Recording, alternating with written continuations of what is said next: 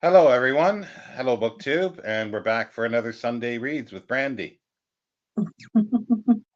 And it's a bit cooler here this time. Anyway, I'm actually a bit cool here at the Yeah, it moment. has been too. Eric and I had planned to clean out the pool, spend the whole weekend in the pool cleaning it because the cover got pulled off and a bunch of crap got in it. So, but it's cloudy and rainy the whole weekend. So, Mm. yeah, Yeah, now I'll be doing it by myself. I've got to get my cardboard out because I find like I've been struggling for 6 months to try to get the council to pick up cardboard, and they're supposed to do it on Tuesday. And so I just got to pile it outside. But the problem is, if it rains, which it probably will, it'll all get wet Yeah. because they Hmm. won't do it properly. It's just they're idiots. Yeah. Anyway, nobody's here to hear about my problems with getting my cardboard collected. And if you are, you're in the wrong place. Reading. So you said before we went on, you said you had a good week reading. I did. I actually discovered a new author that I'm absolutely in love with, Sarah Addison Allen. I'm on my fifth book of hers this week. My fifth book of hers. Never heard of her. Well, she doesn't write science fiction or any of the things. Hello. Or any of the things that I normally read. In fact, I normally would never ever read books like this ever. But I got intrigued with garden spells, which is this one right here. Garden spells. I saw another booktuber talking about this, and they talked about it being very similar to practical magic. And practical magic was a book, and then they made it into a movie. And the movie is one of my favorite movies. I absolutely love the movie. And at the very end of last year, I read I read all four of the books in that Practical Magic quartet. And the book of Practical Magic was fine, but it wasn't anywhere nearly as good as the movie. So I was, of course, naturally really curious about garden spells, and I finally picked up a used copy of it, and I read it, and I absolutely loved it. It's way better than the Practical Magic book. It's not quite as good as the movie, but it's almost there. And it was so good, and it had a sequel. So I got the sequel, First Frost, which was also really good. Not as good as Garden Spells, but it was still good, and I still really enjoyed it. And then after reading these two, I was so enthralled with the way she writes and the beautiful atmosphere of these two books that I wanted more by her. So I ended up going on, and so I looked to see what else she wrote, and it turned out I had another book by her already that I didn't realize was by her. So I read that. But anyways, yeah, I will get more into those um, while we're talking here. Should we go ahead and talk about our books? It looks like we've Yeah, got a couple go people ahead. on now. Okay.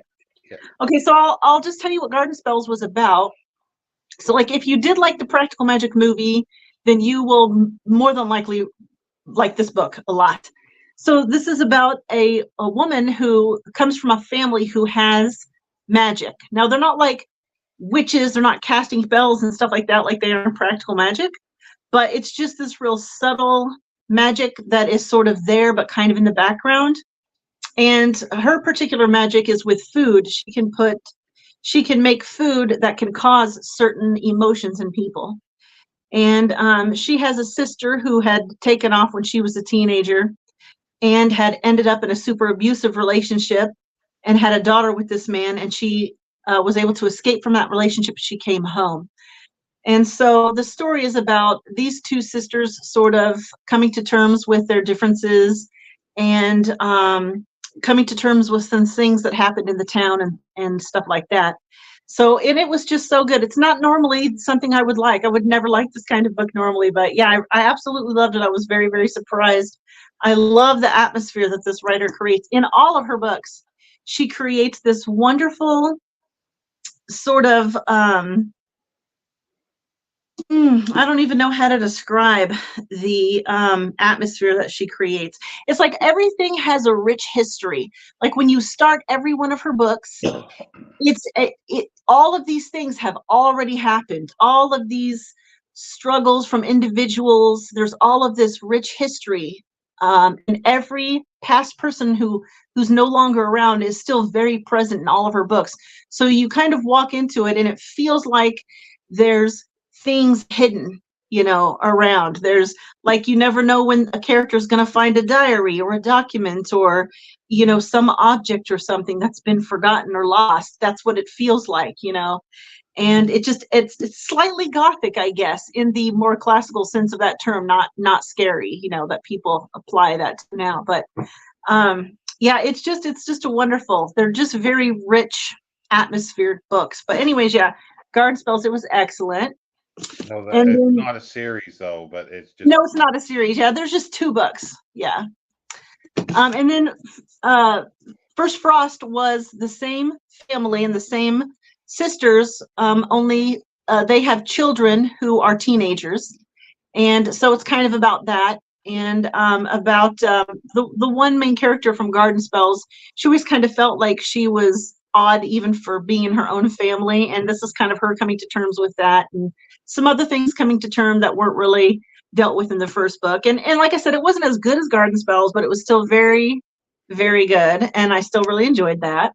Okay, now before I go on, do you want to talk about your books? Because I've been sort of monopolizing the book conversation here.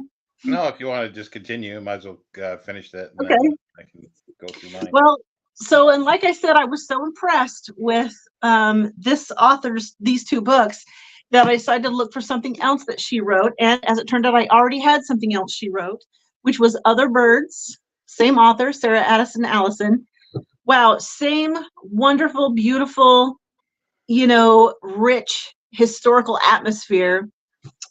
Same sort of, background magic taking place, only much less so in this book than in those other 2. Nobody's really magical per se in this book, but there are ghosts in this book that play a sort of a part of the book, but they're not like the main characters, but we do spend a little bit of time with them. And this one is about a girl who has inherited a condo from her mother. Her mother passed away when she was real young. She inherited a condo and a little bit of money. So she's going to go to college in the same town where this condo is located. It's located on an island off of North Carolina. And there's some other people who own the other condos that are all very interesting characters. And the manager of the condos is an interesting character. So it's kind of about them meeting and dealing with each other and finding out each other's histories, and each of them kind of dealing with something from their past, like dealing with ghosts from their past. And some of them have literal ghosts following them around. And I just thought this was so good. It's not scary or anything like that, but man, it was really good. And you know what all of her books kind of feel like? They kind of feel slightly like what I could only call like a cozy thriller, because they're not thrillers in any way, but there is a slow moving there's a slow moving road to a particular climax, to like a main climax. And then once the climax happens, it's small, but it's not brutal. It's not, oh my gosh, edge of the seat, somebody's trying to kill me kind of climax. It's just a very a very calming type of climax, even though you do feel like you're waiting to get to that point that is coming somewhere in the book. So yeah, it's just all of them have that kind of moment towards the end where you get this sort of large conflict resolution. Let's put it that way. I don't want to spoil anything. But yeah, this one was the best one. I actually gave this one 5 stars. I liked it even better than Garden Spells. And like I said, I'm on my 5th book by this author, and so far this one is the best one. And then, of course, since those were the only books that I had by her, I went online and I found another one by her called Lost Lake. And I finished this one yesterday and absolutely loved it. It was fabulous. It's about this woman who has a daughter and her husband has passed away. And so her mother-in-law's kind of taken over her life. And she doesn't really like the direction it's going, but it hasn't occurred to her to do something about it yet. But she knows she needs some kind of a change. So she takes her daughter and goes to visit her great aunt, who owns like this vacation camp that has like cabins and it's by a lake and everything. And her aunt has run it for years and years, her great aunt. And so it's about that. And it's got the same atmosphere. There's one sort of ghost happening in the book. And again, it's her kind of coming to terms with her past, and the other characters in the book kind of coming to terms with their things in their past. And also the other thing about all of Sarah Addison Allen's books so far, like I said, I'm on my 5th one, they all involve food. There's always food plays a prominent, it has a very prominent presence in all of these books. Somebody can cook and they can cook well, and they're always making all these wonderful, comforting dishes. So anytime you're reading these books, combined with the atmosphere and this rich history going on that has happened before you even enter the book, before you even get to where the book starts, all these things have happened.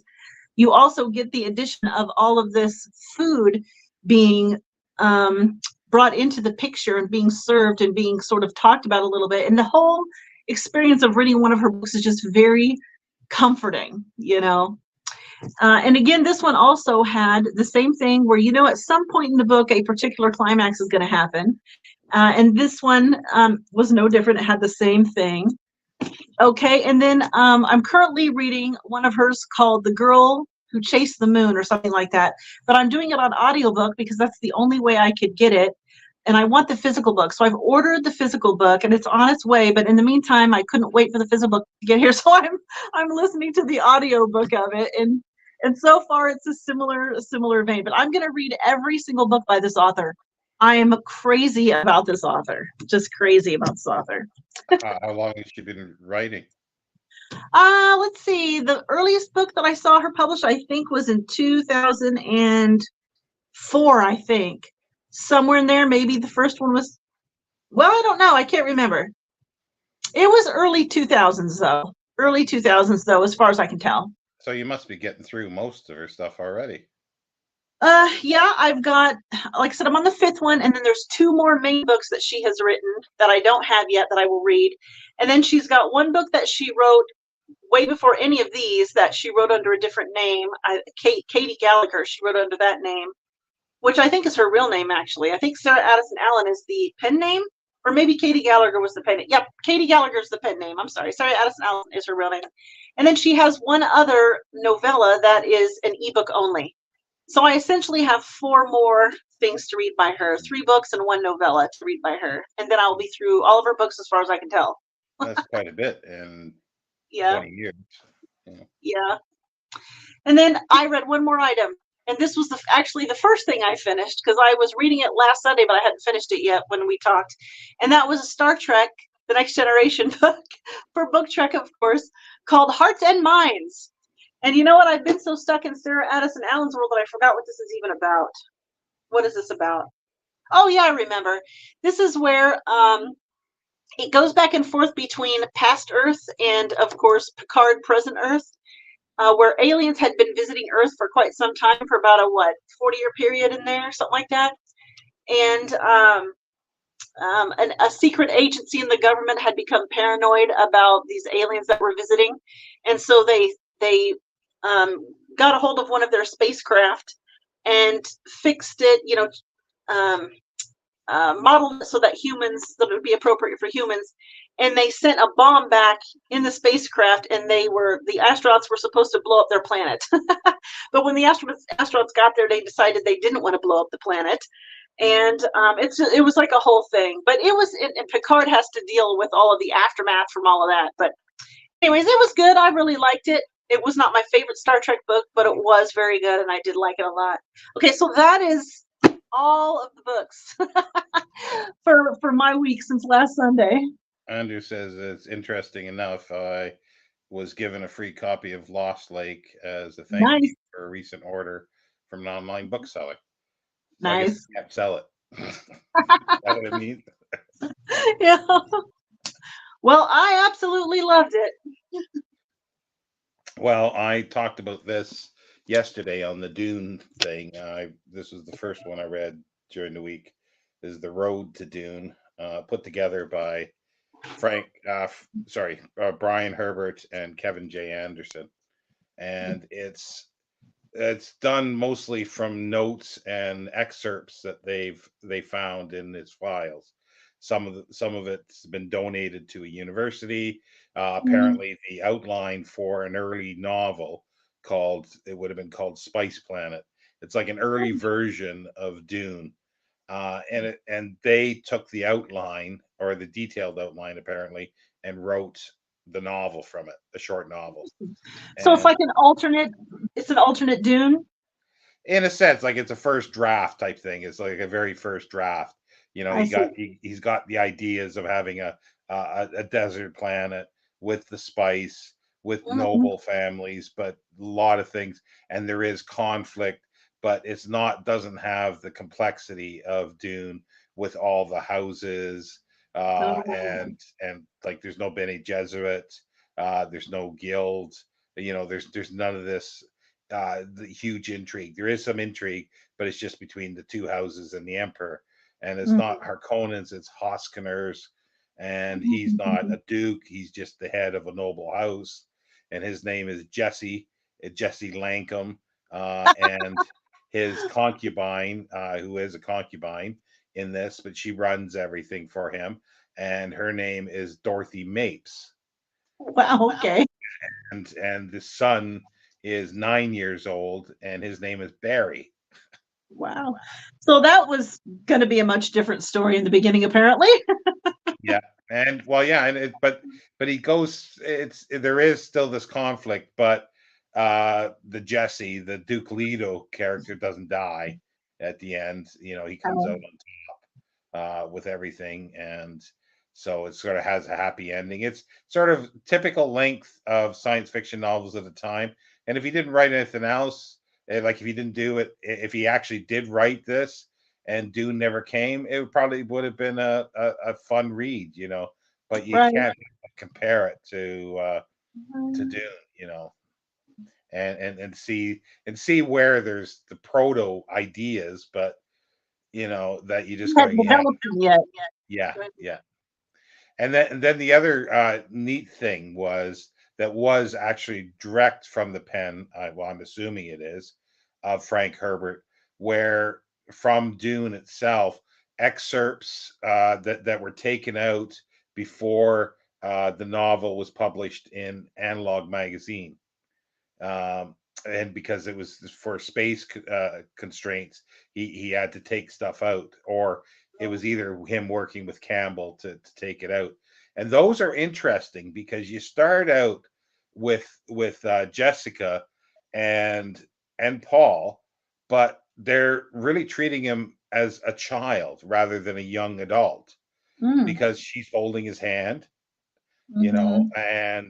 and the way the Reverend Mother talks to him. But then you find out that he's 12. That makes sense. Then he's supposed to be 12, not 14, 15. My As son would never have let me hold his hand when he was 12 years old. He was over that by the time he was 9. yeah. Well, that's how I had it in here, and also too, there's a little scene which is kind of a neat scene, but it is sort of the childish aspect of it, where he's got a little hiding place like behind a brick or something like that for little Mm-hmm. knickknacks from his childhood, and you Mm-hmm. know he's looking at that stuff and then sealing it back up, saying, you know, this will be the last time I'll ever see this, because he is Mm-hmm. going, and it's not Caladan, it's Catalan, you know. Oh, wow. And it's just, yeah, just different names like that as well. Like Gurney Halleck, I think is the only one that has the name. It's Dr. Huey, but instead of Wellington Huey, as in Dune, it's Cullington Huey, Oh, and wow. um, and uh, oh, I forget. Yeah, there's the other names that are sort of there, but not quite. You know. So, Mm-hmm. but I found it quite interesting, and Well, it sounds like it would be interesting. I just wish they actually published the outline that Frank Herbert wrote to see, you know, because I think they Mhm. embellished stuff obviously there, but Yeah. it also has stuff that was excerpted from or taken out of Dune Messiah and Children of Dune. So that's what I've been reading right now, is Dune Messiah. I've got about 30 pages left in this. So I'll finish this tonight and then read the excerpts, which is really small in this. And then, there's also stories by Frank Herbert. No, sorry, by Brian Herbert and Kevin J. Anderson in the Dune universe. But that's at the end, so I won't be dealing with those now. But that's what I've been reading currently. And also, I read another Clifford Simak book. Oh, she exited herself. I guess it got boring listening to me. There she is back. Okay, sorry about that. You just, as soon as I started getting onto Simak, you left. Oh my God. Did I do it again? Son of a bitch. Oh my God. Oh my God. No, it's Oh my God. still hear you, but you're frozen. Oh my God. What are you doing?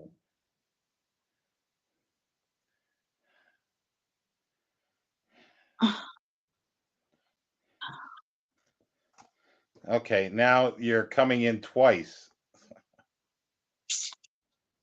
Well, weird. Okay, How now this? I've got to get rid of one of you. You have no camera now. You're not. Am I on? Yeah, there. Okay. Okay. I'm new to technology. Well, not really. I just screwed up my phone and then couldn't get it to go back. I understand he's going to make a start on Dune Messiah soon. Yeah, it's a different kind of animal than Dune in some ways because he's setting stuff up. A lot of people don't like it, but I think they miss the whole point of what he's trying to do. Don't fiddle. There's a thing right on my screen. It's bugging me. I want it to go away. I don't know how to make it go away. Well, it's stuck there because I'm scared to try anything else, or I'm gonna get off the camera again. Well, the other book there's two other books. Is this one, Goblin Reservation, by Was that your CMAC book for this month? no, this was an extra one. Okay. Or actually done for my Patreon club. Ah. And because it's set in a far future where the Earth is part of, or humans are part of a sort of galactic community, and they transport themselves around very much like in Waystation. Oh, interesting. And the university, Are the they Earth leaving is. bodies behind like in Waystation? No, that didn't mention that. No, it didn't mention that at all. But it's the Earth is a university. Like there's colleges all over the university, and of course it's the Wisconsin campus that they're on. So it's in his neck of the woods, and it starts out with a guy coming back from investigating a story about a dragon on another planet. And but the thing is, he was waylaid onto a different planet, but then he finds out that he'd actually come back 3 weeks earlier and was murdered. What? Yeah. So is it time travel? There is some time travel, yes, because they bring ahead. He's not on the cover here, but they bring ahead a Neanderthal who's doing his PhD. And he's very smart. And there's a ghost. That's the ghost. Doesn't know who he's the ghost of. He's a coward. Oh God. And then there's a fairy there, because there's fairies and goblins that have come out of hiding, and hence they're on the Goblin Reservation. Nice. And they bring Shakespeare up to the future to do a lecture called "How I Did Not Come to Write the Plays" or something like that. Okay. And there's a woman that is also part of the university. She's got a saber-toothed tiger that's sort of a bio-generated one. And her common saying is, after somebody gets a little scared, "Oh, he's just a little putty cat." And his name, of course, is Sylvester. it's just fabulous Mhm. because you're talking about food in the other one. There's food in here too because they're always trying to go to eat, and then Sylvester's there and he wants like prime steak all the time. So they're doing this and they're having steak and whiskey and they're eating like meat all the time, like roasts and everything. That's hilarious. And in a sense, you could almost look at this as a far future of Waystation in some ways, because as I say, it's kind of because there's they have they're part of this brotherhood of the universe. Yeah. Well, I can see now why you said that you thought I would like that. So yeah, you're probably right. It sounds like something I would like. Yeah, it's not so much he doesn't. There's lots of talking in it, but it's not so much like philosophical or anything like that. It's like that's left out of a lot of that. The Nice. other one that I read was a Zane Grey for June on the Range called The Last Trail, and it was interesting, but not one of his better ones that I've read. The cover is idiotic because they did not have these guys did not have horses. They did not wear vests. They did not wear cowboy hats, and they're probably wearing cowboy boots. They're bordersmen or frontiersmen. This is 1780s, and in Ohio, and it's kind of weird. Like it, yeah, I did a whole video about it, and there's issues with it and stuff like that. It's like the one woman was kind of like the guy's Colonel Zane's, like he uses his family, one of his family names in a lot of his books as characters, Zane. But it's like the Colonel Zane's wife is always Mrs. Zane, and occasionally or once or twice her name is, I think, given as Bess, I think, but it's usually like the buxom wife of Colonel Zane. That's funny. But yeah. Oh, and well, I did read two other Simak short stories that were westerns, and one was really good. It was excellent. Like it was a gunfight, but it was just really good, and it had a doctor as the sort of hero that's conflicted with either surviving and not getting killed and shot and saving somebody else. He's got to start shooting people. So there's a bit of there's the questioning of him, being a doctor to actually kill somebody. Uh, Interesting. but the bad guy, the interesting thing was, and I've already said this because everybody's probably, if they've watched all these videos, they know. But the bad guy character in there was called Mapes.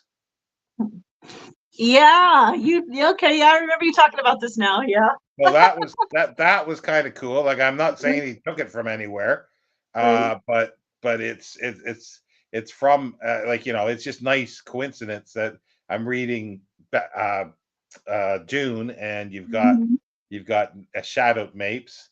Oh, the other Mhm. thing in here, the goblins, or I should say, the way the goblins speak in here is no, I should say this that um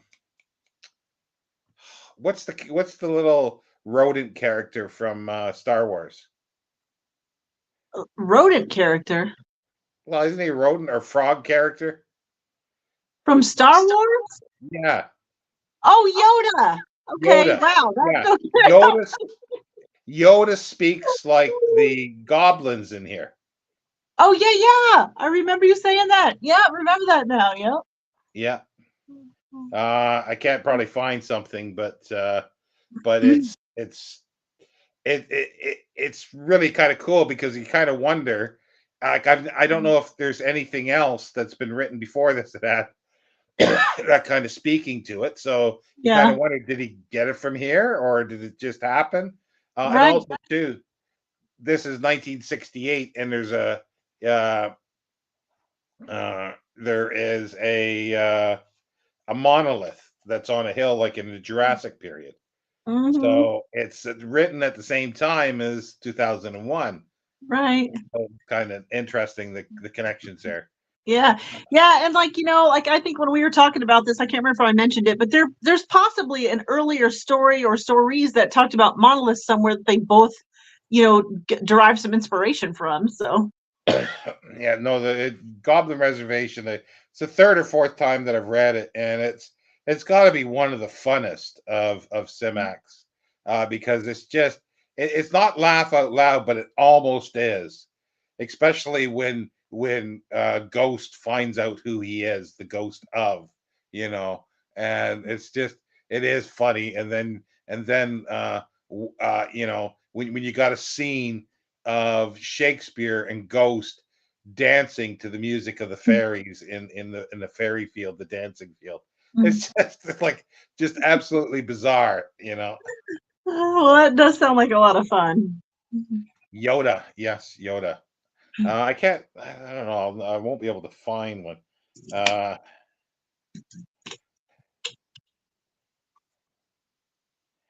uh,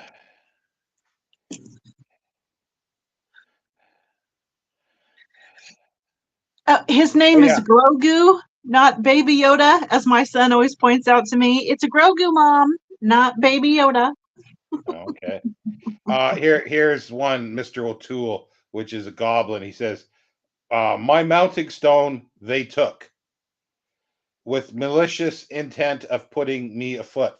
You know. Oh my God. Um, yeah, but they talk much like the same way, and it was like kind of interesting. And I'd read it so many times, and it's the first time that it clicked, you know, Right? that it was that way. So no, That's funny. that was hilarious. I could have kept this for next month, for July, for Rocket Summer, because this is the 60s, so this would have fit in. Well, you Yeah. could read that then for the Yeah, I final week of could. Rocket Summer. Yeah, It's yeah, short, 'cause I haven't picked out a 60s anything yet because my Groff Conklin doesn't have anything in the 60s. 160 pages. Nice. Very short, very short. Nice. So yeah, yeah. So actually, I'm changing Rocket Summer to something else. Simac Summer? Yes, I'm gonna read all Simac. Mhm. And most I'm going to try to read for the most of it, except the one that I had picked out for the month, is all going to be done in magazines.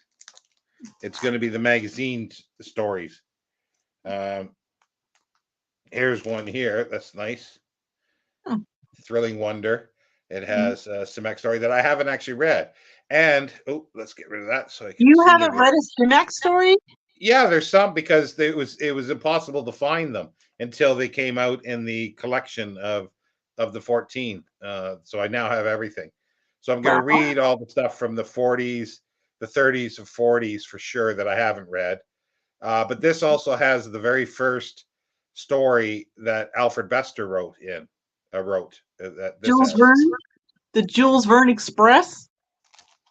Yeah, by Eando Binder. That's to Interesting. Hi Bill. And then I'll read his first novel that he wrote for the 1939. Is it in here? Yeah, this is it here. Uh, Cosmic Engineers, that was done in Astounding. So I've got the three Astounding issues. Nice. Ah, February, I love that cover. February 1939, February, March 1939, Nice. and April 1939. Also a good cover. That first cover was really awesome, though. I might actually throw something else in just to, um, if just for the hell of it, because it is classic science fiction, and this is the issue that has been considered ushering in um, the golden age science fiction. Astounding. Now, that looks like it could be a vampire. What is that on the cover? It's the Black Destroyer by A. Van Vogt. This Interesting. is the issue that is considered the first uh, golden age of science fiction that ushered in Interesting. uh, Interesting. after Campbell took over. It's not in the best of shape, this, but it's got the Black Destroyer, City of Cosmic Rays, Nat Shanaker, Shackner, I guess it is. I'm not sure how to pronounce his name. Greater Than God, C.L. Moore, Isaac Asimov. Yeah, so it's got an Isaac Asimov and A.E. Van Voden, one of his very earliest Isaac Asimov stories. So there you go. Interesting. And that's July 1939. Nice.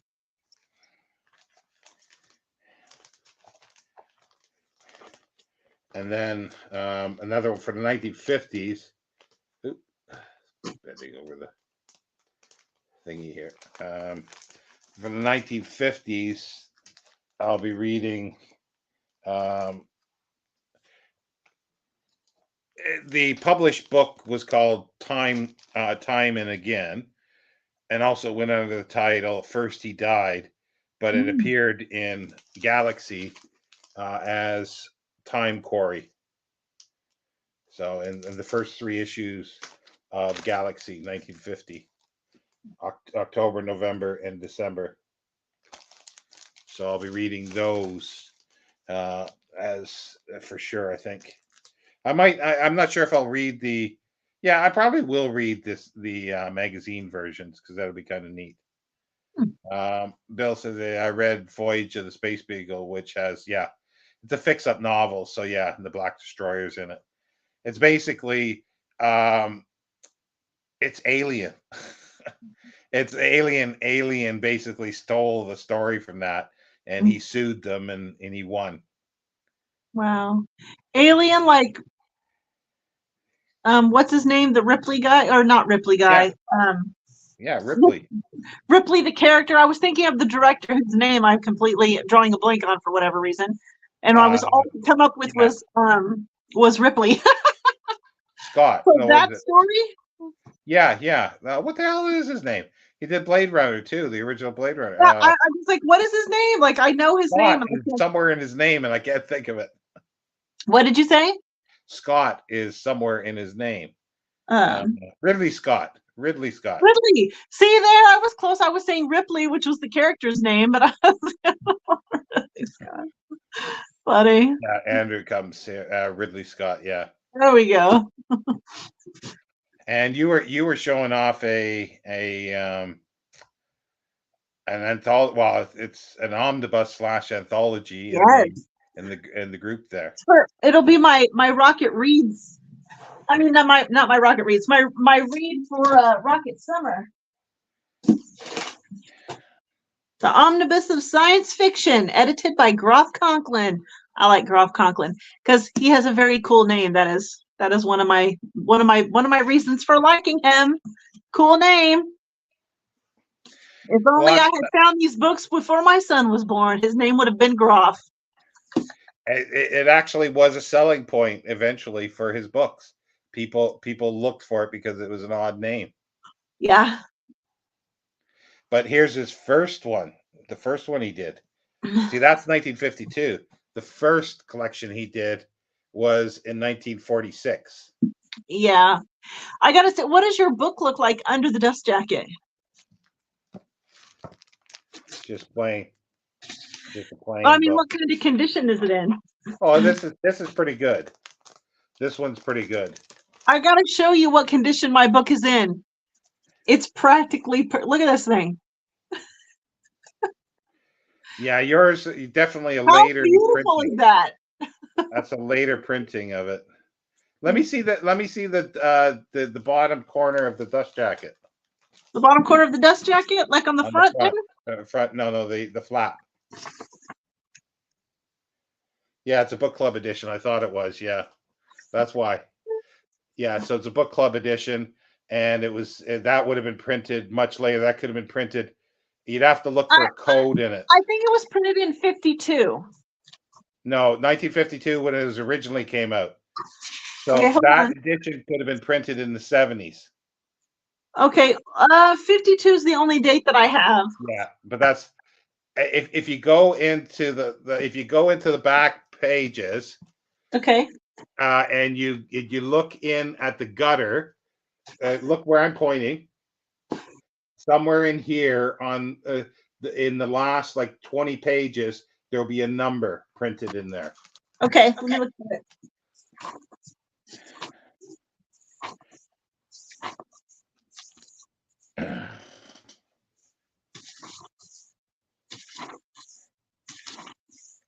Or there should be. In the gutter. Yeah.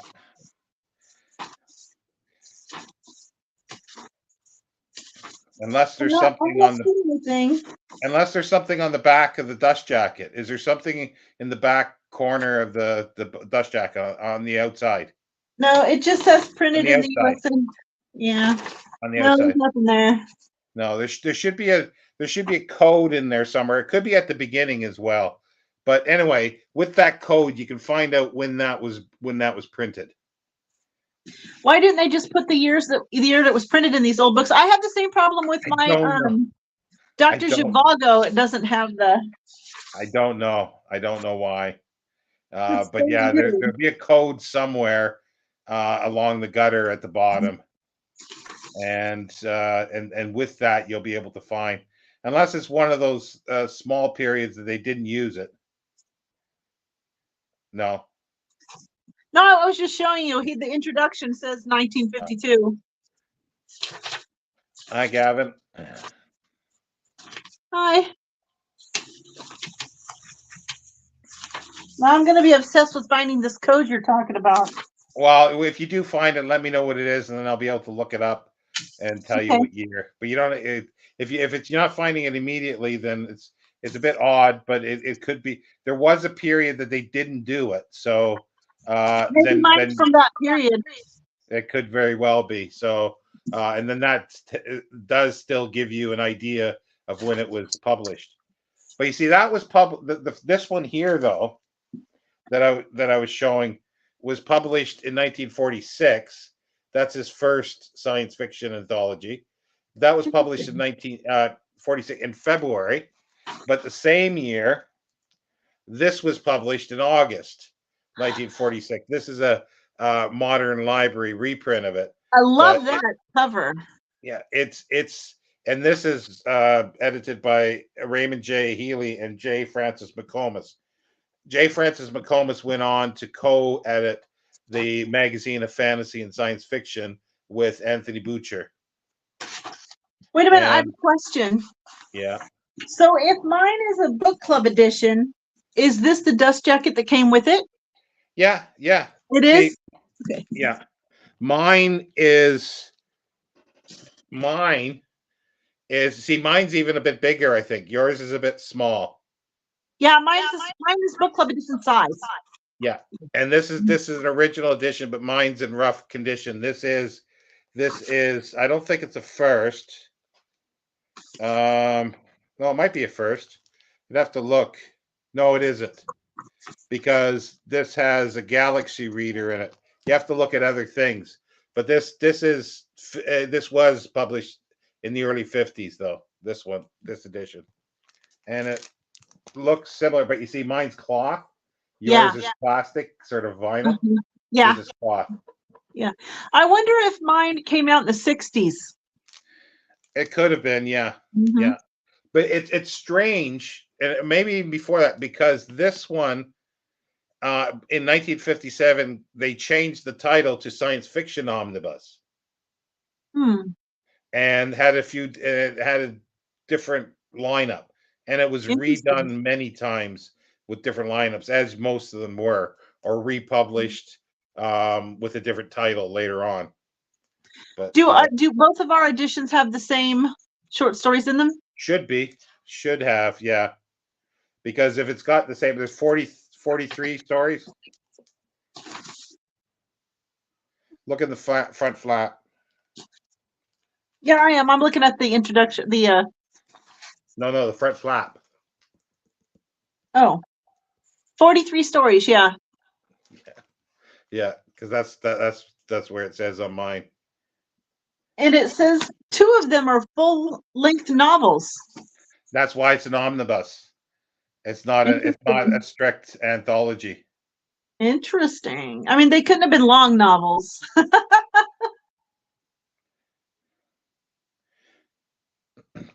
But yeah, this is his first, Well, and then like what are you gonna read first out of yours? out of this one, Yeah. I don't. Well, I've read most of the stuff in the past. Oh, okay. Um, Well, I'm uh, gonna read The Scarlet Plague by Jack London because I'm like, yeah, what? I've never even heard of that one. So I'm like, I have to read the Jack London out of here yeah, that I've it's never heard like of. yeah, it's like 1902 or something like that. That was written. It's if they class that as a novel, it's a novelette, really. Yeah. Yeah, I've read most of these. I think there's a few that I haven't. But yeah, I don't think I'll be reading anything for this one. Yeah, but he did before that as well. So you think this is 1948, Mm-hmm. a Mm-hmm. treasury of science Science fiction fiction, yeah. collection, and yeah, 48. And this is second printing November 48. So that's how well it sold. Wow. But that's not where everything started either, because uh, the very first, as I was saying to you, the first anthology probably in English was in the late 30s, but it was by an editor. I think it was even a pseudonym. The editor's name was a pseudonym, but he wrote all the stories in there, and they were all considered very bad, and they're different names. And then the next influential one I want to get, I think it's 1941 or 42 by Phil Strong. What is it called? Other Worlds or something like that. That's early 40s. But then also in 1943, Donald Wollheim did his Pocket book of science fiction, and it's the first book I think that had science fiction in the title.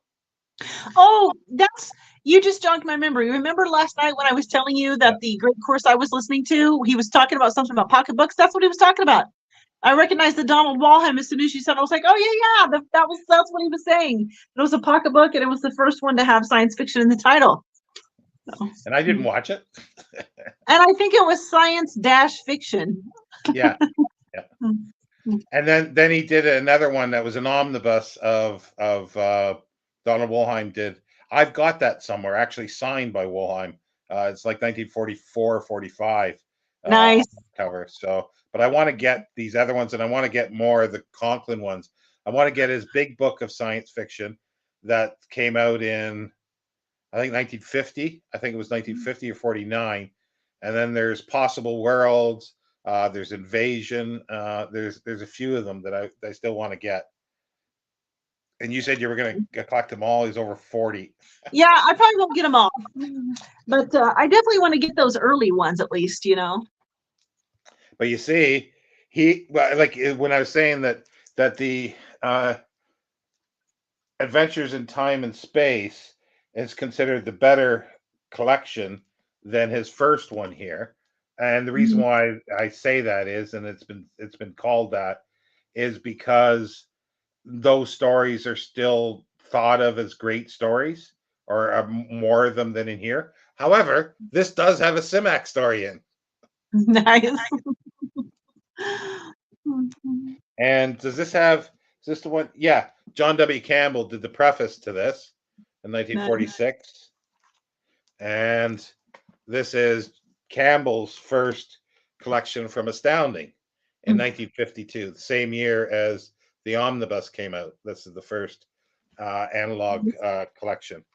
And so it has obviously Robert Heinlein, Jack Williamson, A.E. Van Vogt, L. Sprague de Camp, Isaac Asimov, Nightfall. Oh, I actually have the Astounding with Nightfall in it.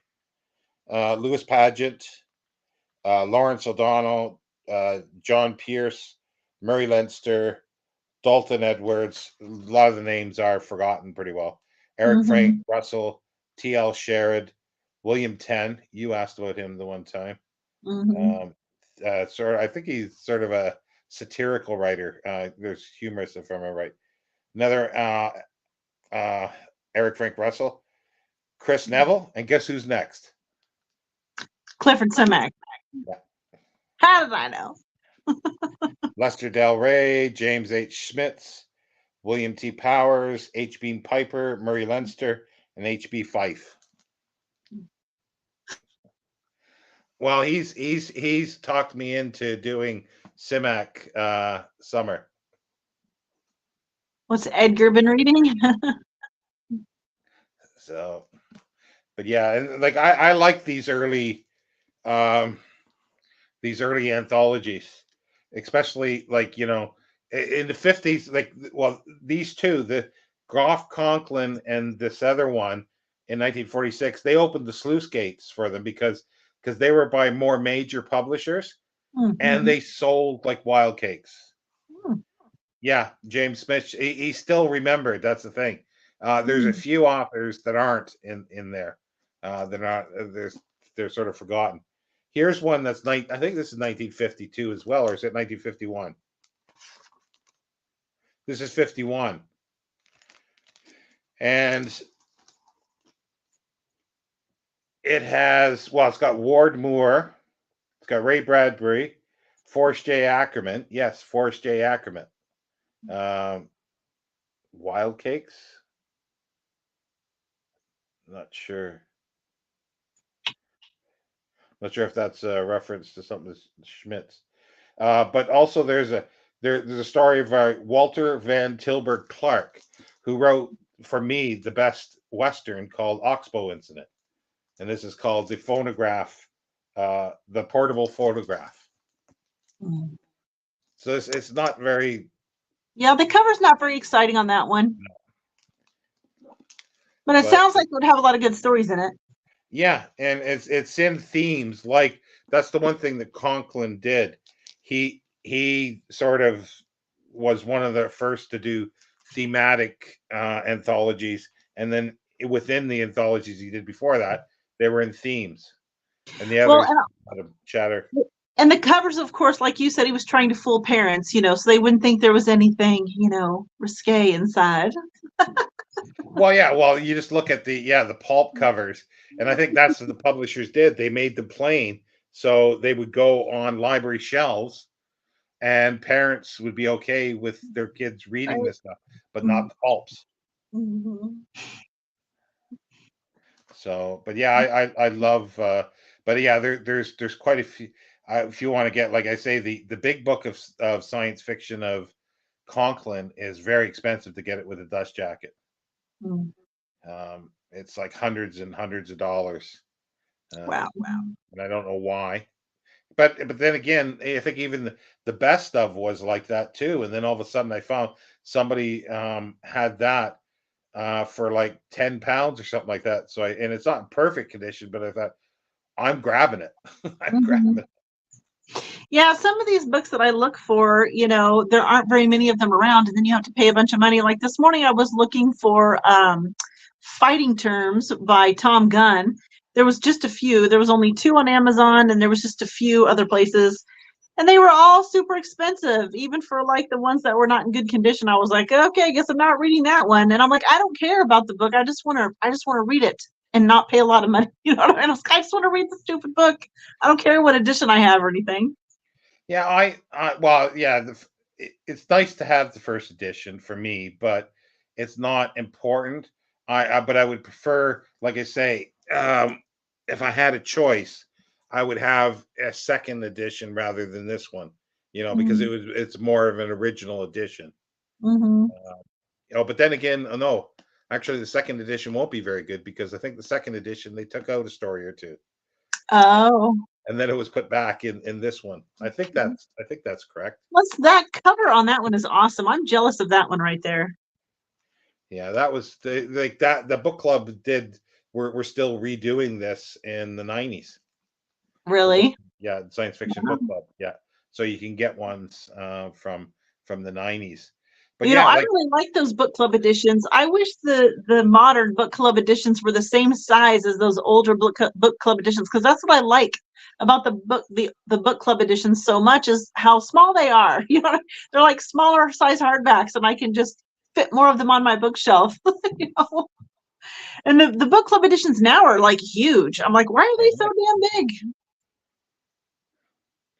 Yeah, they were cheaper made. Like I say, the original of the omnibus one is cloth, so then that's cheaper made as well. So Yeah. they did make them cheaper, and that's where, like, the page edges of that too are going to be what people Hmm. call deckled edges, and that Yeah. to me always made it look like they're cheaper books Yeah, because like the edges aren't cut or whatever. yeah, Yeah. that's typical book club, like not just science fiction book club, all book club, because they were saving pennies. It was a cheap way to do it. So somehow publishers saying, well, let's save some more pennies here by doing this, but make everybody think that they're getting something special with, and change the name to deckled edges that you can't turn. Yeah. Yeah, Uh, you got to grab them from the top. yeah.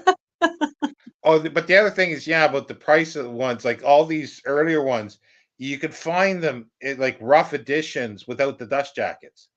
It's to find them with a nice dust jacket. That's why the omnibus one, I grabbed that one because it was cheap, and Mhm. I can't afford anything really expensive. Yeah. And like the one that's from 1941, what did I call it? Was it called Other Worlds or something like that by Phil Strong that edited it? It's like Mhm. I can't find. Well, I haven't looked for it for a while, but when I did look for it one time, I couldn't find uh, anything with the dust jacket. If that showed up with a dust jacket, that's going to be huge amounts of money probably. Uh, Yeah. and because the ones without a dust jacket that look like been dragged behind a truck or something down a Yeah. swamp road, they want a lot of money for. Right. Mm. But yeah, no, I love these. And as we were talking before, that it, like in the 60s they started. Well, it was actually 50s that was started. There's the series of stuff like the best ofs, or original anthologies as well. Like the original anthologies really started in the 60s, I think. um, and mostly in the US. And then there was here in the UK, John Carnell did his own one, but that was, I think, in the 50s. Mm. But yeah, there's the other ones. Like I say, I really want the ones from the 40s. I want them all from the 40s because Mhm. that's the pioneer days of the anthologies. Yeah. Yeah. I hear you. I want those early Groff Conklin anthologies. Well, if I get the other three that I want, the Big Book, Invasion, and Possible Worlds, that's everything up to I think the omnibus one, other than two that were done for library. There were perma books, and Hmm. they're small. They're almost paperback, but they're plasticized covers, Oh, and they were done for the library, and they're pictorial covers, but they're vinyl and plasticized. They didn't have a dust jacket, interesting. Mhm. and they're ugly as hell. And then there's the British ones that that just cut everything down for them, but they're beautiful. I should have brought some of those down. Just wonderful covers, but the pages are like brown. They're almost brittle, and it's just the Wow. covers that are nice. And there's like a third of the stories in them, but just Mm. wonderful covers. So sometimes I think I do have a couple Conklin ones that are the British editions because they were cheap, and I got them just for the dust jackets. I think I remember you telling me that. But But it's been a yes, while since we talked about Groff Conklin. I mean, I don't remember when I got that, but whenever I got that was when we were talking about it. I think it's been a year and a half at least. yeah, he was kind of a strange guy. Like um he was actually he ran something for Doubleday or something. Their sales department, I think. Hey, there's Scott. Oh, hi, Scott.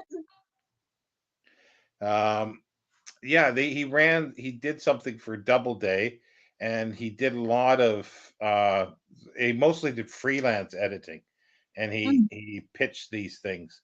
And I think one it might have been the best of, if I'm thinking of the right editor. He well, did. Hmm? no, go ahead with what you're saying. I'll wait a minute. It's the first one he did. He went and did it. He never got paid for it. He didn't even know how to contact the people who did it. Apparently, I Wow, might be mixing it up with another editor, but there's a story like that, and I thought it might be that first one. interesting. Well, did he do anything but science fiction, or was it just science fiction? He did other things. His first couple collections were sort of essays, and I think an essay from the New Republic, and something else. And he did some other things that were like on diabetes. I don't know if he wrote them, but he also Interesting. did a few things with mysteries with his wife, Lucy Conklin. I think Mm, he did a couple things, sort of interesting. mystery, thriller, not thriller so much, but weird fiction. That's where all the science fiction was in the previous anthologies in the 20s and teens. For the most part, were in things like with from Weird Tales or Weird Mm, Stories. So they weren't specifically science fiction. right. They weren't their own genre yet. No, well, not until Hugo Right. Gernsback did that. He ghetto everybody, like some people say, he ghettoized science fiction, that put it in the ghetto, and in pulps that it just took a long time to get out of. It's funny. But yeah, you were saying about that he was an asshole because he didn't pay his He didn't pay writers, the authors. They but had to that sue was him half the typical. time. But that was typical of pulp publication at the time. Was it? And yeah, it was editors were notorious for that and paying low. And it wasn't until really Campbell that came in and actually started standardizing it a little more, and forcing people to pay a little more. Some of them still Mm, paid less, but and there was various reasons for that because they had no budget. Like when yeah. what was it, Silverberg? Was it Silverberg? No, not Silverberg. Silverberg? Oh, I can't remember now. Anyway, I was saying, like, there was a magazine that he was doing, but he had no budget on it, so he Mhm. had to he had to uh, Frederick Pohl. I think it was Frederick Pohl. Oh, I'm losing here, but anyway, an editor that started that was editor of a magazine, and they just never like they never gave him money at all, or hardly any money Wow. to run it. So he had to do it on, he had to get around ways, but he had to ask friends, other writers, to actually give him stories from their slush pile, and Wow. for like a lot less. Wow. Scott saying he's almost done with A Choice of Gods. That's a good one too. Again, that's Mhm. that's all set in Wisconsin. It's very city-like. Read that Robert E. Howard was old over. Yeah, yeah, they were all owed. Like all these authors were owed money, but Wow. but Hugo Gernsback was notorious for it though. Jules is here. Hello. Yeah, well, sometimes. That's the thing. Some of them were making money. Some of them were the what do you call it? Not subscription, but the number of copies sold and subscriptions of these magazines were way higher than they are today. Like the magazines wouldn't even have kept their doors open if they had the subscription rates, or the rates that, say, analog has today. They wouldn't even have done it. They had huge, like hundreds and thousands and even a million subscribers to some of these things. So they did well. It was in the early mid 30s though, that's where everything slumped, obviously because of the of Mhm. the depression. But after that, sales, and then they slumped. It went up, slumped, but then, like, astounding because of Campbell. You said you prefer Conklin as an editor. Um, oh yeah, they were less than, yeah, but we're talking. still higher than today. That's the thing. Yeah, those were lower. Yeah, and they paid a lot more money. The Slicks. You said in the thing that you like Conklin better than Campbell, but they're different people. They're different type Yeah. of editor. They're different editors because Conklin never took original stories, or I don't think he ever did. I don't think he ever did any original anthologies. I might be wrong on that because I don't know every one of his. But um, Well, it's just, it all amounts to me for like, what haven't I seen 1,000 times? You know what I mean? And like, so I just feel like when I'm looking at the list of stories in one of the Conklin edited anthologies, there's like stories there. I'm like, I don't know this one. I've never even heard of that one, you know, or whatever. So I just feel like they're not, those ones aren't repeated later. You know what I mean? And so I feel like I'm getting into new material, even though it's not really new, it's just new to me, you know.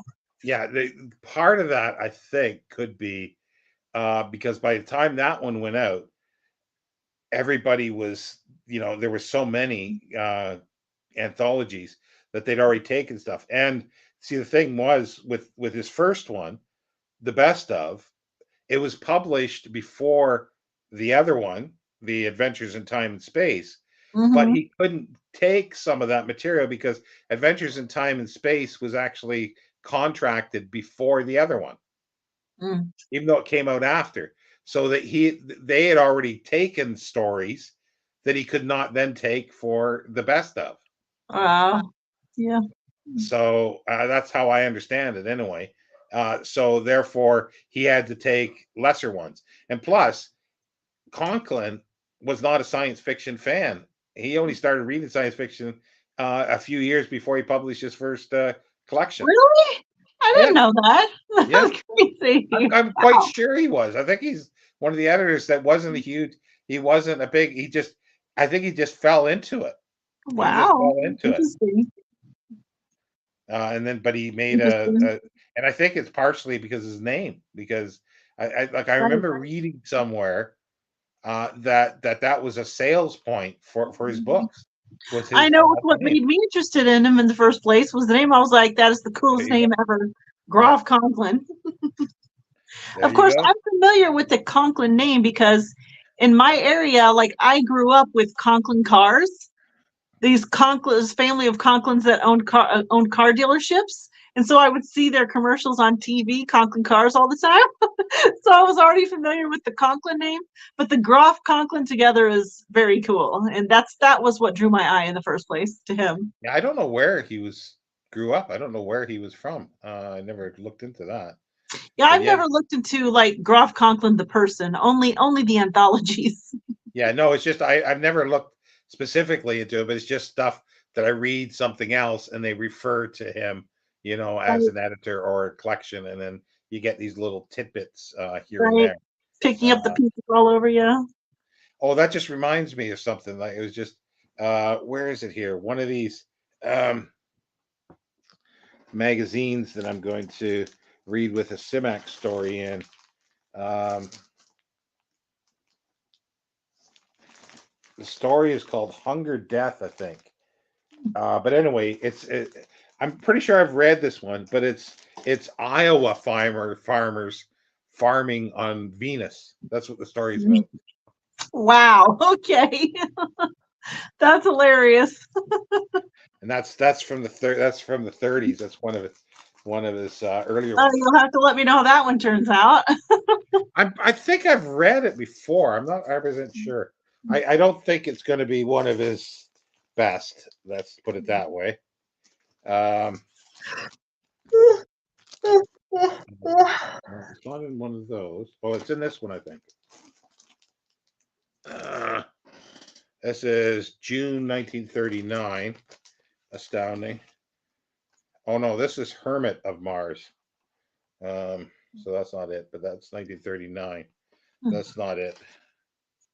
No, it's Hermit of Mars. Mm. The hounds would just as soon eat a man, but eaters, the eaters would rather. Doesn't make sense. Yeah. Um, Oh, here's I could read from. Well, I got a lot of this stuff. I could. That's the thing. I should have actually. I could have done a thing and done all the read all magazine stuff for the whole month. Mhm. Mhm. Here's May 1932, Astounding.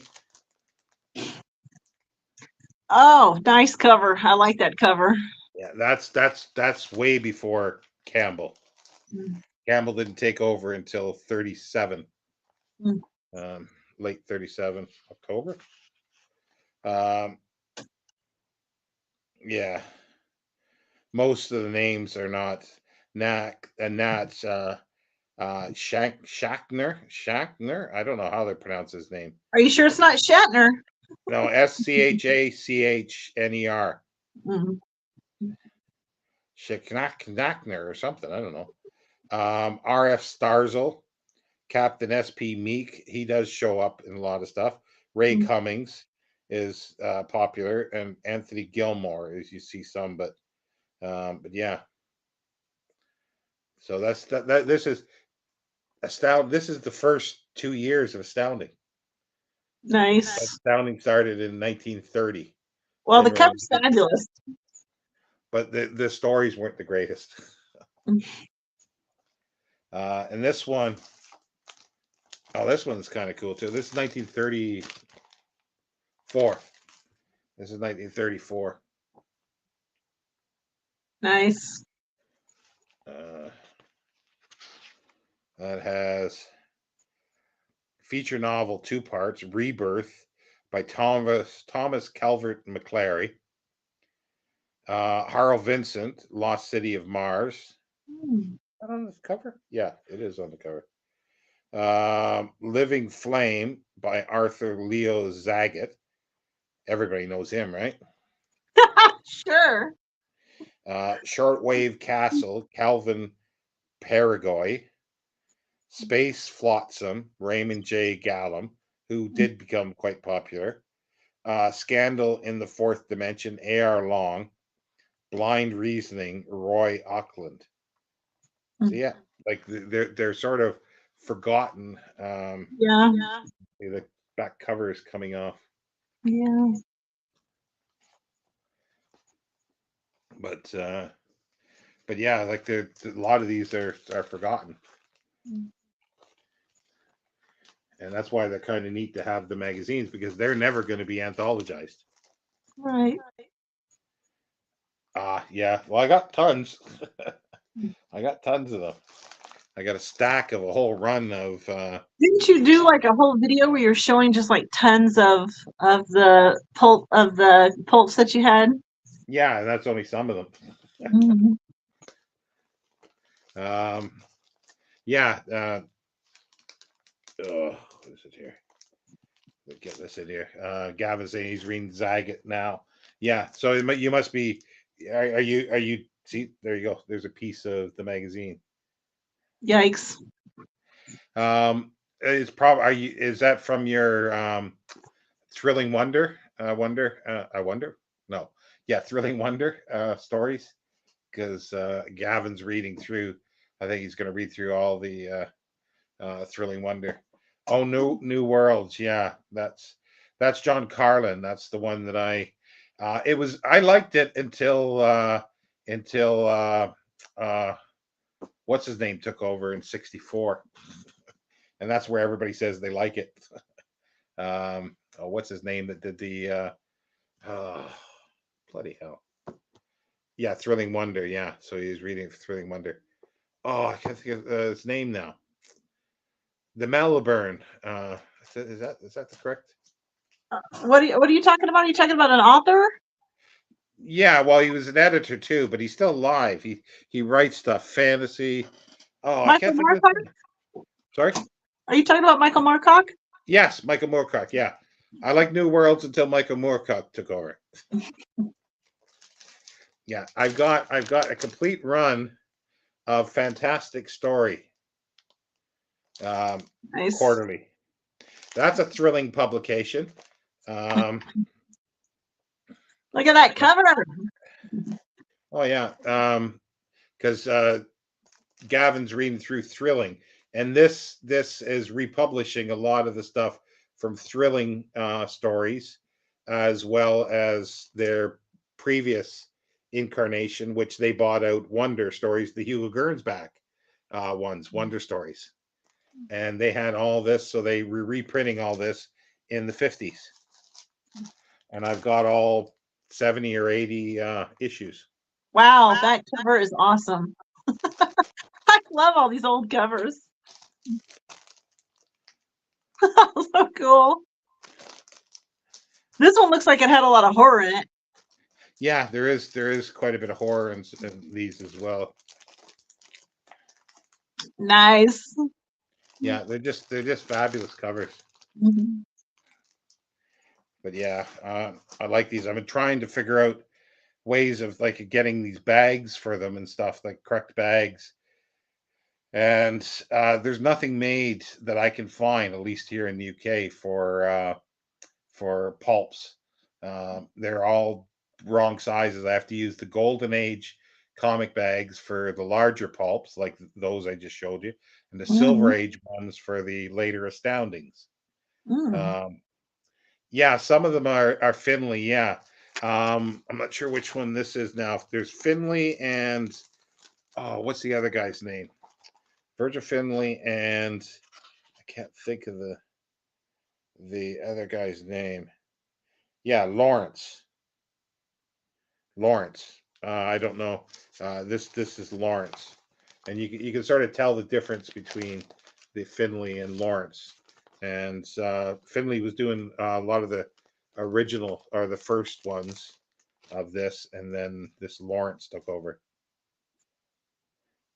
Bonfiglio. Yeah, I need to read. Yeah. What was I also gonna say? Oh yeah, it's just hard to find um, bags because these are too big. Mm-hmm. They're a bit big. But then if you get the boards for the Golden Age comic things, they're too wide. You can't put them in Mm. because the magazines are too thick, so it's too tight. So you've got to Mm-hmm. get them and then trim them, but you got to trim them properly, and that's a difficult thing. And then there's some that they're taller, so that then you're going to have to clip the top of the board as well. Mm. It's just there's nobody is doing it, and if there is, it's very expensive stuff for these pulps. Yeah. But then the best way apparently is to put the pulps, not have them in plastic, put them on their sides on wooden shelves in a dark, dry place. Huh. That's apparently the best way to store pulps. And Interesting. those pulps that people have had that only accidental that they've been stored like that for 60 or 70 years. They're in perfect condition, still white paper apparently. Nice. Wow.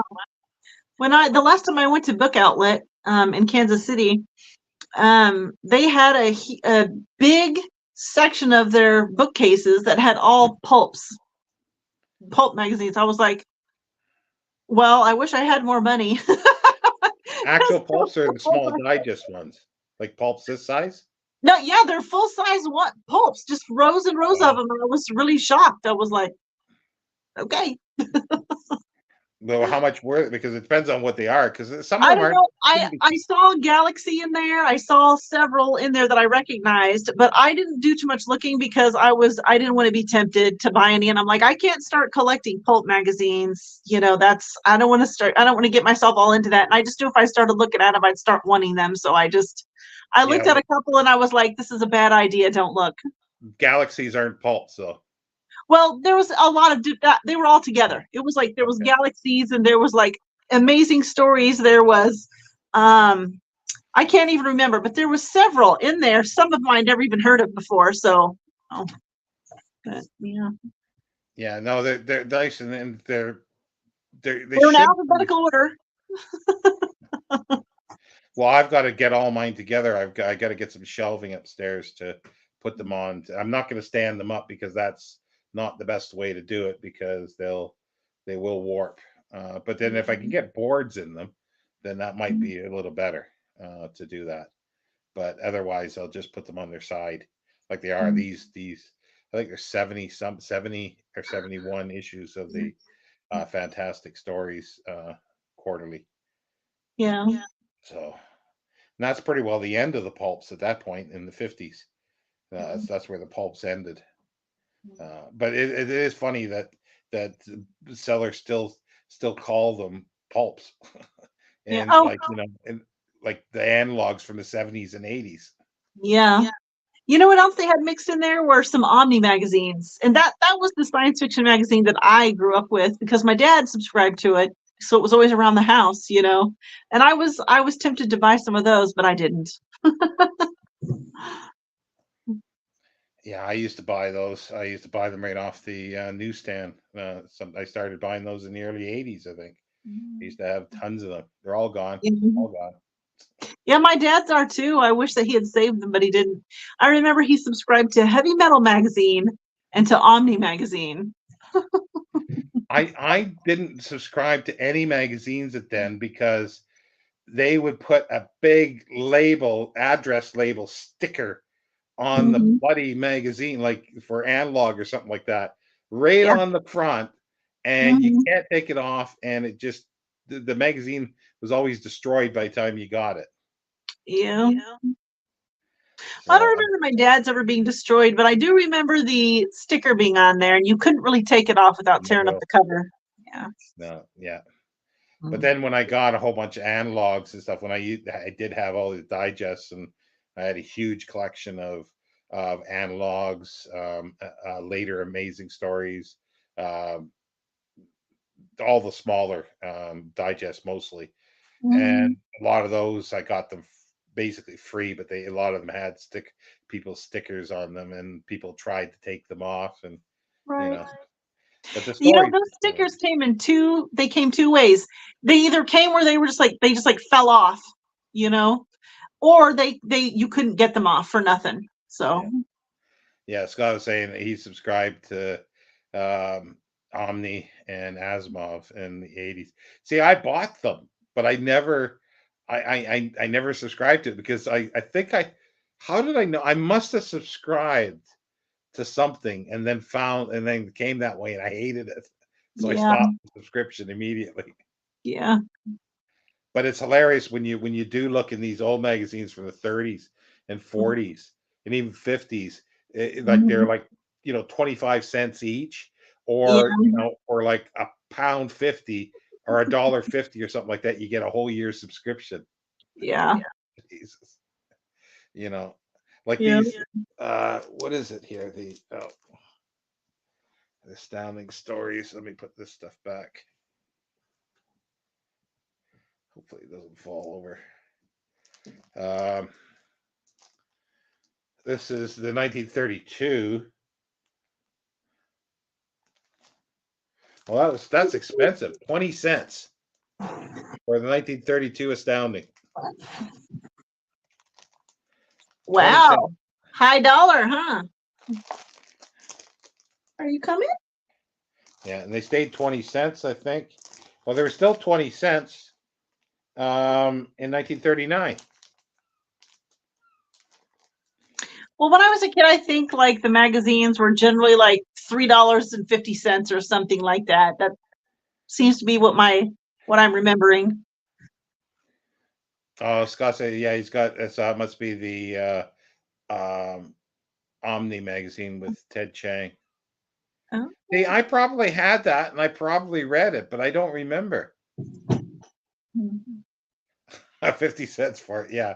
Yeah, that's more than doubling the price. Yeah.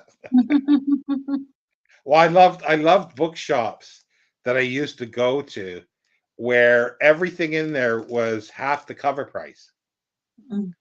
So if it was an old 50-cent paperback, it was 25 cents. Wow.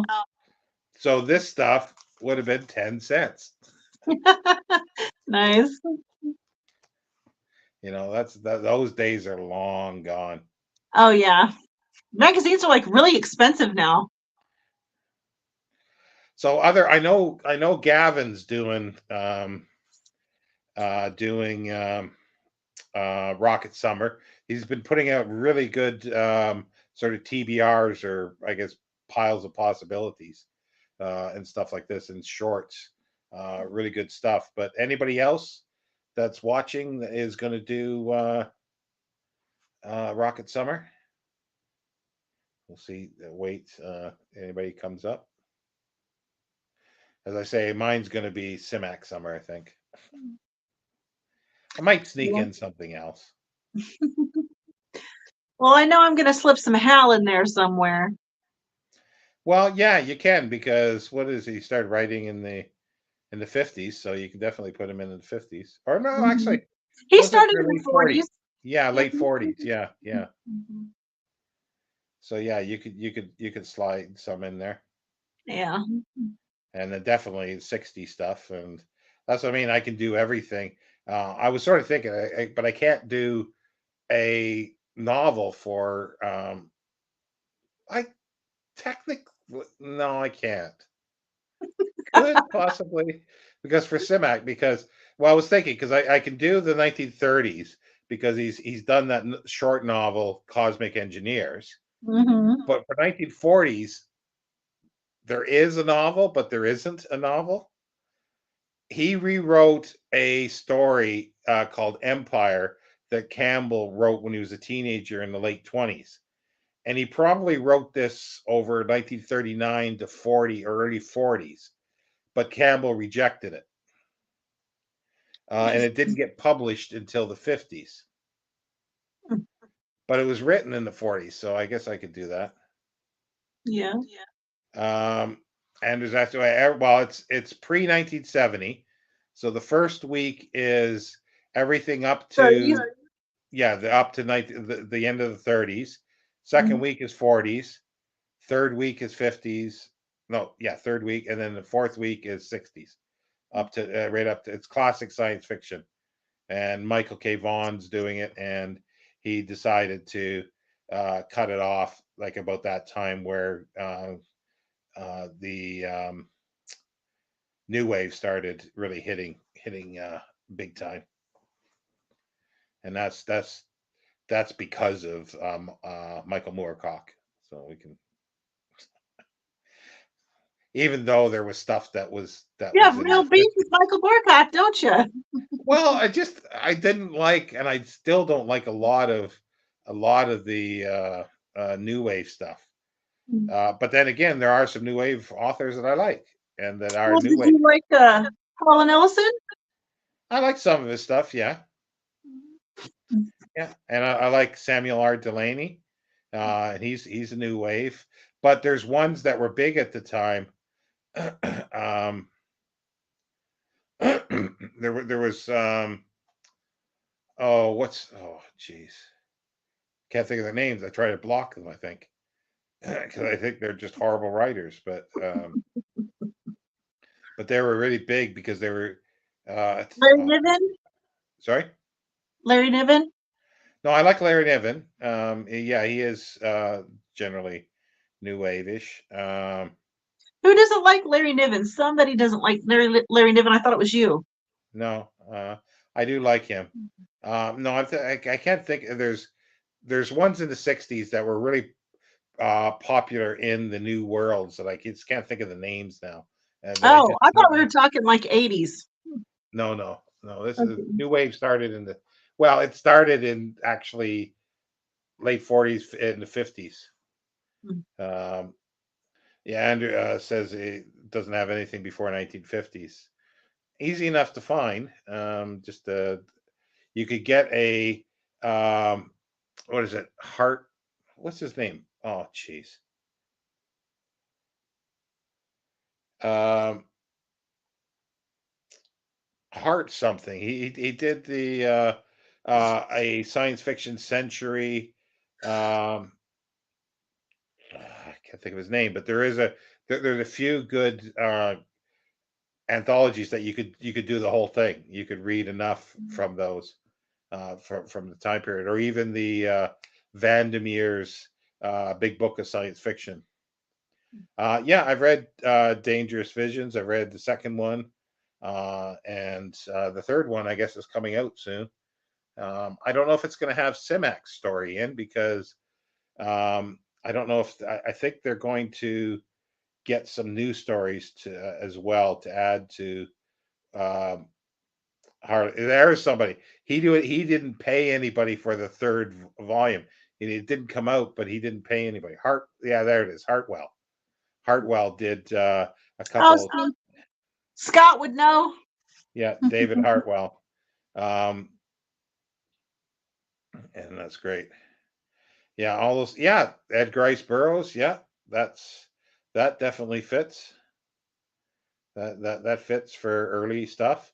You could read Jules Verne, H.G. Wells. You could read. Apparently, Jack London, Yeah, well, there's a lot which of I them. was surprised.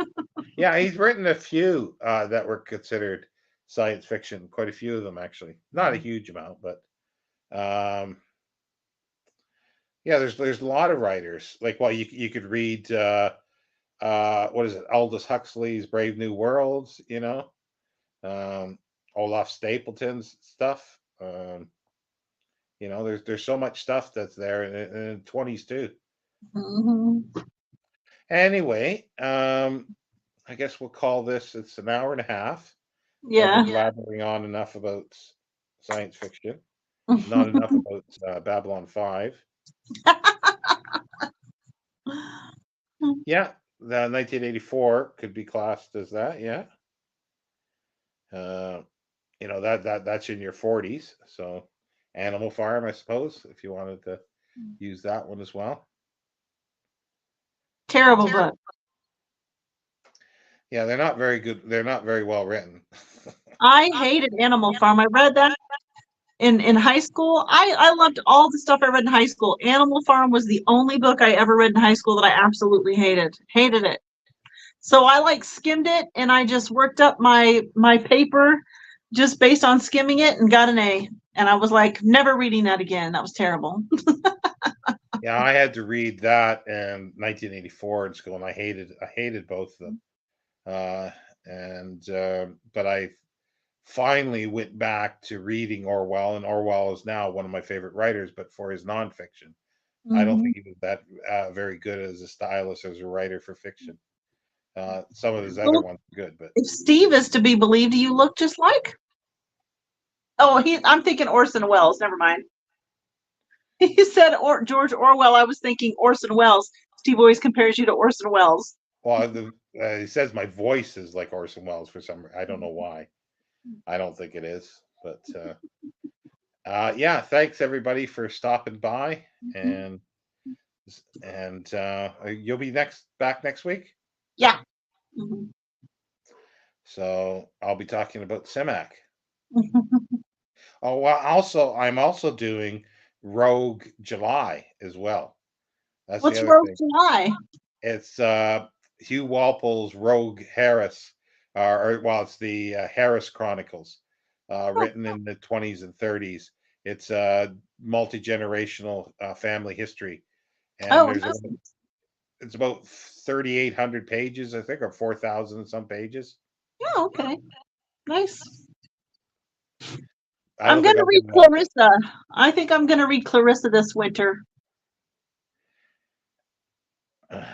I'm holding off on that because every time I've started it, something as bad has happened. So I know. I got evicted the last time, but I had shingles twice, so I don't have a good track record with that. Yeah. So maybe when I'm on my deathbed or something like that, I'll finally get around to it and I'm going. So as long as I can get to the end of it, that's okay. Bye, everybody. Mm-hmm.